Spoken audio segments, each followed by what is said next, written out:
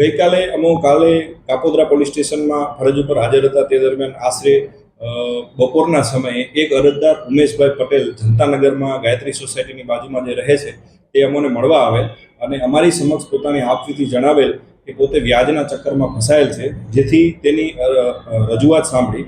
રજૂઆત પ્રમાણે આ ઉમેશભાઈ પટેલ પોતે રત્ન કલાકાર છે અને મૂળ અંકલેશ્વરના છે અને ઘણા સમયથી અહીં જનતાનગરમાં તેના માતા અને તેના ભાઈ સાથે રહે છે.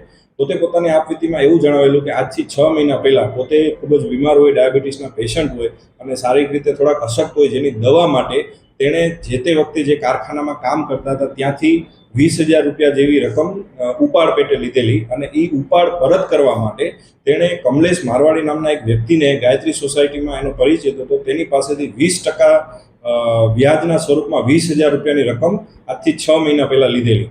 આ રકમમાં 20,000 રૂપિયા 20% લીધા. એમાં પ્રથમ મહિનેથી 4,000 રૂપિયા કાપી અને 16,000 રૂપિયા જેવી રકમ આ કમલેશ મારવાડીએ આ ફરિયાદીને આપેલી. ત્યારબાદ એણે દર મહિને 4,000 રૂપિયા વ્યાજ ચૂકવતા 3 થી 4 મહિના સુધી 4,000 રૂપિયા વ્યાજ ચૂકવું, પછી એક મહિને 5,000 રૂપિયા વ્યાજ ચૂકવું, એમ કરીને ટોટલ 25,000 રૂપિયા જેવી વ્યાજની રકમ એણે ચૂકવી દીધી.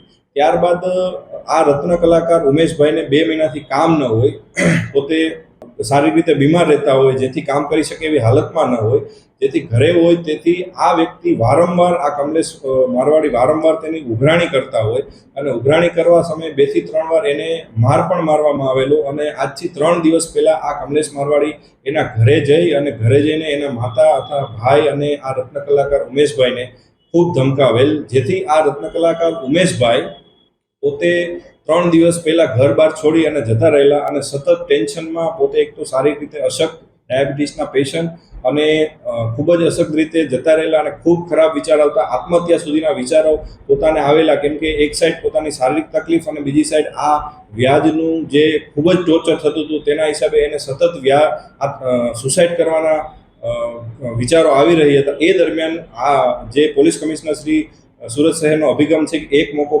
પોલીસને આપો, એ અંતર્ગત તેણે કોઈ ન્યૂઝપેપરમાં વાંચેલું કે વ્યાજના ખપ્પરમાં કોઈ પણ હોમાયેલું હોય તો પોલીસનો તાત્કાલિક સંપર્ક કરો, આવું એને ન્યૂઝપેપરમાં વાંચેલું, જેથી એને હિંમત આવી. અને ત્યારબાદ તેના એક મિત્ર જે એના જૂના શેઠ હતા જ્યાં કામ કરતો હતો ત્યાં જઈ અને એણે કીધું કે ભાઈ આ રીતના હું ફસાયેલો છું તો પોલીસ મારી મદદ કરશે કે કેમ, આવું છાપામાં આવેલું છે. જેથી તેના શેઠે તાત્કાલિક જણાવેલું કે તમે તાત્કાલિક જઈ અને કાપોદ્રા પીઆઈને મળો, અને જેથી એ અમને મળવા આવેલો, પોતાની આપવીતી જણાવેલી, તેની ફરિયાદ તાત્કાલિક લીધી.